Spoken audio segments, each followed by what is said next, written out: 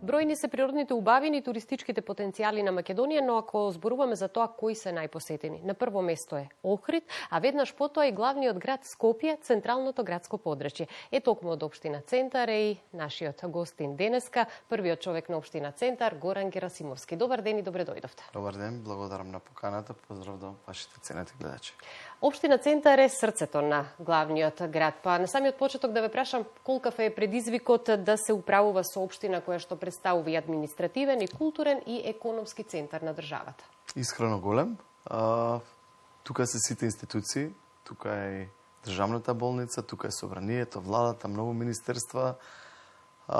Сето тоа привлекува многу луѓе, не само од градот Скопје, кои што секојдневно го посетуваат центарот, некој работно, некој поради здравствени причини, завршување на одредени работи по самите министерства. Но бројни и сето тоа ни прави дополнителни и проблеми во начинот на функционирање. Да го посетат главниот град, меѓутоа тие проблеми треба да ги решавате за да ја направите општина Центар вистинско урбано место кое што ќе биде одлична можност за уживање со сите содржини кои што ги нуди. Токму така тоа и го правиме, почнувајќи од хигиената, паркирањето и сите оние проблеми со кои секојдневно се соочуваме како општина. Ајде да почнеме по ред со предизвиците. Една од најактуелните теми и деновиве е протестот на жителите на Капиштец поради бучавата. Што конкретно бараат граѓаните и какви мерки вие како локална самоуправа можете да превземете за да се воспостави баланс меѓу угостителската дејност, но и мирот на жителите кои што живеат таму? Јас сум постојан контакт и комуникација со дел од жителите, имаат направено одредено како здружение кое што апелира во ноќните часови кога се претерува со гласната музика, кога имаме малолетничка деликвенција и така натаму, повици стигнуваат од страна на жителите во делот на Капиштец, каде што благовремено и реагираме ние како општина. Постојано пуштаме апели до Министерството за внатрешни работи, каде што бараме што поголемо полициско и редовно полициско присуство во населбата Капиштец, но и во останати детектирани населби каде што се соочуваме со проблеми во ноќните часови. Пред неколку години заедно со жителите на моја иницијатива направивме и посебна петиција која што беше намената до неколку институции, Министерството за внатрешни работи, Пазарната инспекција, Министерство за животна средина и така натаму, каде што побаравме да секоја институција во рамките на своите законски можности и регулативи ни помогне нам како општина за да го решаваме овој проблем со гласната музика и хаосот во ноќните часови кои што се случуваат од одредени локали. Истата петиција, која што ја носам денеска, беше доставена од наша страна до сите оние институции кои што беа наведени во неа и правевме притисок да се постапува секој поединечно за да го намалиме овој проблем. Не ми е целта ниту мене, ниту верувам на граѓаните да го уништиме ноќниот живот во општината, но мора да има ред и мора граѓаните мирно да спијат. Ова е повеќе деценијски проблем со кој што се соочуваме, правиме напори, пишуваме голем број на казни како општина во делот на гласната музика. Одиме и чекор понатаму и како општина поставивме и мерачи на одредени локации во општината, меѓу кои во Капиштец за на неколку локали. Следиме како иде гласната музика и нашите инспектори се континуирани постојано на терен. Состојбата треба да се следи и пред се да се контролира, што е најважно. Верувам дека со заеднички сили, заедно со граѓаните и помош од медиумите, ќе ја подигнеме свеста и кај институциите, но и кај самите угостители да сите заедно го направиме редот. Покрај овие предизвици работите и на модернизација на уличното осветлување. Докаде е реализацијата на овој проект? Веќе е завршена, се соочуваме со проблеми со уништување во ноќните часови. Истото беше и вчера увидено од моја страна, денеска се направи промена, односно корекции и подобрување на уличното осветлување во населбата Капиштец, каде што увидовме дека дел од жителите чепкаат буквално во ормарите, се гаси на одредени места уличното осветлување и ни прави дополнителен проблем.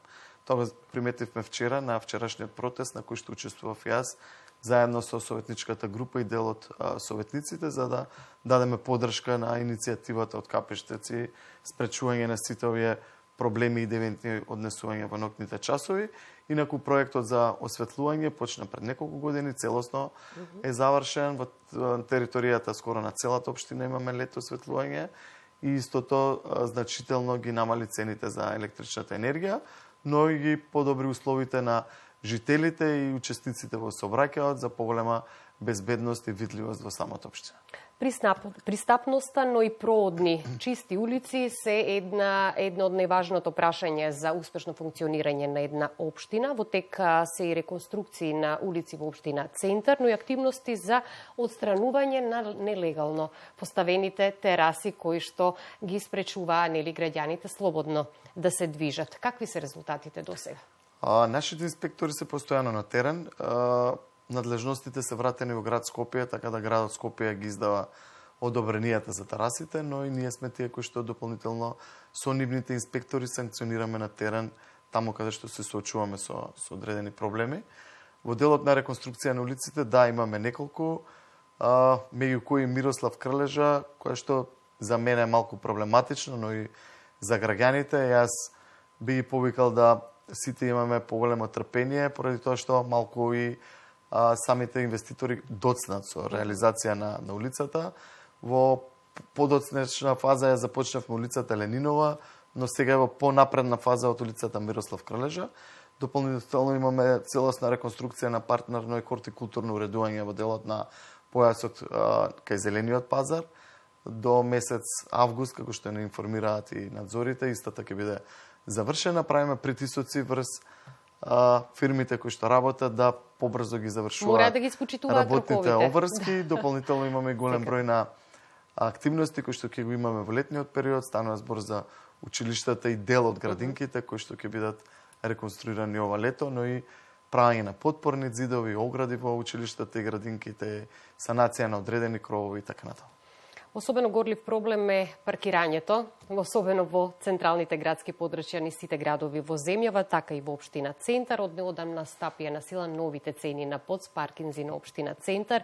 Какви се реакциите на жителите на новите цени? Дали очекувате оваа мерка да придонесе за намалување на сообраќајниот метеж? Стапија на сила нови правилници, пошто граѓаните одма гледаат и на ценовникот.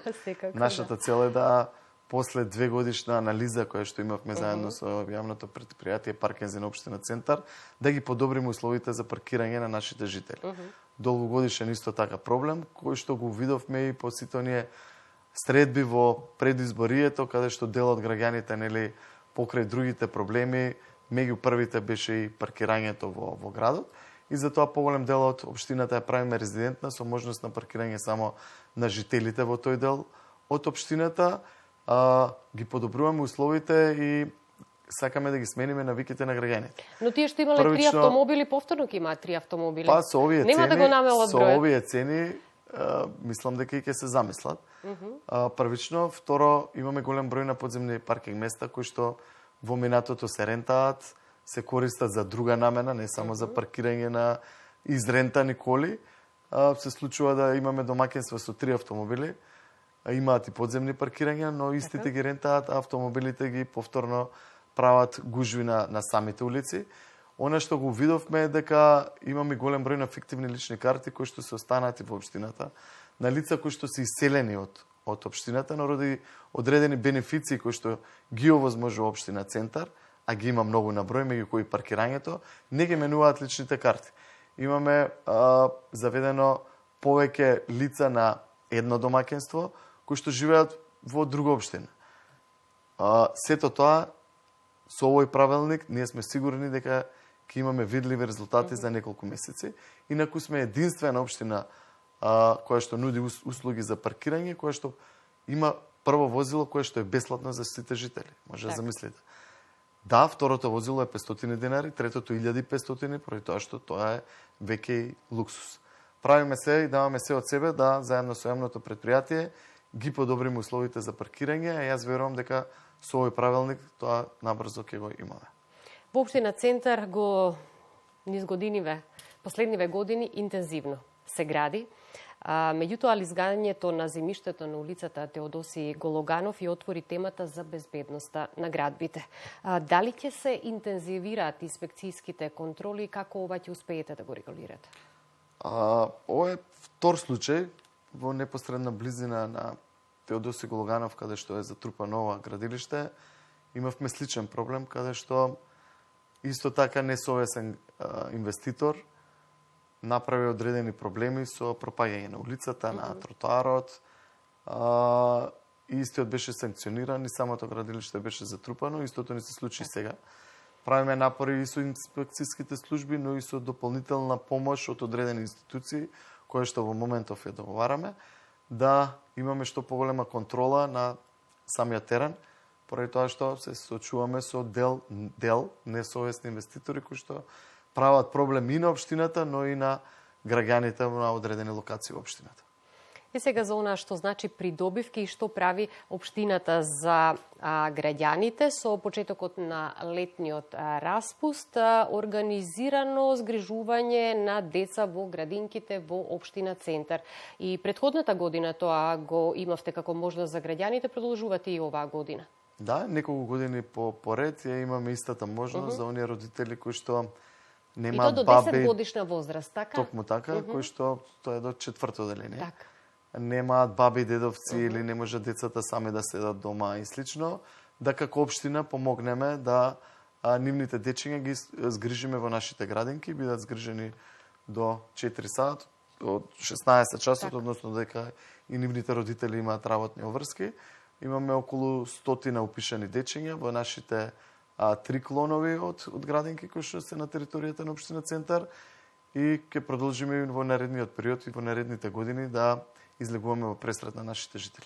Само кратко, каква е состојбата со капацитетите градинките во општина Центар? Има ли листи на чекање и дали се задоволени потребите на граѓаните кои што имаат дечиња да бидат запишани во градинка? Слободно можам да се пофалам и нема да бидам скромен дека имаме најдобри градинки на територија на не на град Скопје, туку на територија на државата, кои што нудат најдобри услови, се не скоро сите реновирани, имаме и нова градинка после 50 на години, градинката Пролет која што отворивме. Нашите капацитети се доволни за нашите центарски деца и приоритетни се нашите центарски деца за првичен упис, но доколку има можност и слободен простор во одредени градинки, а имаме во одредени делови, упишуваме и помагаме на жители од другите општини да оние кои што работат во општина Центар имаат можност да бидат нивните дечиња згрижени во нашите градинки. Би сакала да споменеме дека неодамна наградивте 12 вработени во градинките во општина Центар, што потврдува дека многу е важно да се вреднува трудот на воспитувачите и негувателите кои што работат со дечињата, а традиционално ги наградувате и првенците на генерацијата кога сме кај образованието. Каква порака им испраќате на младите? Секоја година ги подобруваме мерките со цел да ги мотивираме и нашите вработени во училиштата и градинките, но и нашите најдобри ученици. Не само во градинките, имаме 18 наградени наставници во училиштата. Во секој од нашите 8 училишта по двајца наставници, еден од прво до четврто, еден од пето до девето деление, со 30.000 денари благодарница, која што верувам дека благодарницата многу повеќе значи од оние финансиски средства и е мотив за нашите вработени дополнително вложуваат во себе и во нашиот образовен процес. Исто наградивме 12 вработени во градинките и 8 најдобри ученици од нашите 8 основни училишта по 20.000 денари благодарници. Ќе продолжиме и во наредниот период да ги мотивираме вработените и нашите ученици и ќе инвестираме во нашиот образовен систем. Кога сме кај учениците и инвестирање нели во нивната иднина, во општината работат веќе 8 практиканти. Дали е овој начин младите поблиску да се запознаат со локалната самоуправа, но и некако навремено да ги подготвиме за она што ги очекува во иднина како дел од работните обврски и професионалната определба? Токму така, видете, мојата пракса и во минатото, како и поранешен директор на Државниот завод за индустријска сопственост, беше да во институцијата најдеме начин да ги донесеме најдобрите студенти. Истото го правиме и сега во општината. пред се целта ни е да ја отргнеме онаа перцепција на граѓаните дека во институциите се вработуваат партиски членови, војници и така натаму. И затоа имаме практиканти во различни сектори, со различни кои што студираат на различни факултети, за да увидат како функционира општината, за да ги научиме за понатаму на оние кои што ќе останат. Од минатите години веќе имаме неколку практиканти кои што се веќе дел од нашиот општински тим. Верувам дека и од овие 8 практиканти кои што во моментов ги имаме, дел од нив, како што и разговарав со нив на самиот почеток, за да ги мотивирам да се покажат што повеќе во секторите и тоа што ќе работат, дека можноста за останување на дел од нив ќе ја имаат и како ќе оценат нивните раководители и ни даваат насоки и според можностите на општината ќе гледаме да тие дечиња, односно тие студенти бидат дел од нашиот убав општински тим. Би сакала разговорот да го заокружиме со културниот дух, односно културниот живот во општина Центар. Само ќе напоменам, го возобновивте корзото во Центар и всушност и ваквите настани придонесуваат за одржување на оживување на духот на заедницата. А летото во Центар го одбележуваат и културни настани, како е веќе го спомнам, кино под отворено небо. Каков е, односно колкав е интересот од страна на граѓаните за ваквите културни настани? И јас како градоначалник во изминатите години многу инвестирам во делот на културата, во делот на културните настани кои што ги имаме во текот низ годините и буџетот од 22 милиони денари сега е 25 милиони денари. Тоа значи голем број на културни настани, концерти, изложби и така натаму.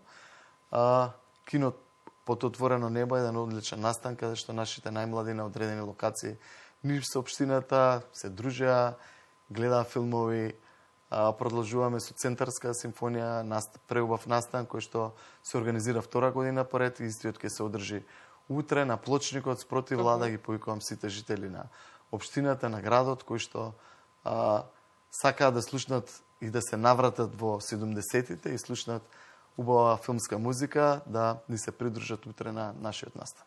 Одлична завршница на разговорот со поканата на граѓаните не само на општина Центар. Има уште многу покани за многу настани кои што ќе ги да бидат дел од Центарска симфонија и сите други културни настани кои што ќе ги организира општина Центар. Ви благодарам многу за гостувањето. Се гледаме во следна прилика со нови реализирани проекти од страна на локалната самоуправа во општина Центар. Ми беше чест, ви благодарам на поканата.